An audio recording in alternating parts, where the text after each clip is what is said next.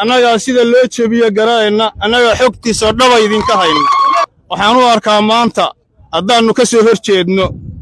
inaysan taasii fadhiyi karayn iyaguna waa ogyihiin bismillaahi raxmaani raxiim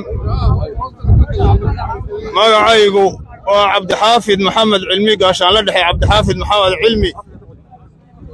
magacaygu waad garanaysaan waa cabdixaafid maxamed cilmi gaashaan la dhexe cabdixaafid maxamed cilmi ka tirsanaa ciidanka Somaliland qaybtiisa 7aad waaxda sahanka ciidamada inta marka laga yimaado halkan maanta taariikhdu waxa weeye bishii 12 bishii shanaad maanta laga bilaabo talo waxaan idin cadeynayaa inaan ka soo baxay maamulkii Somaliland shuqul dambana aan ku lahayn intaanu idinka maqnayna waxaanu idinka codsanaynaa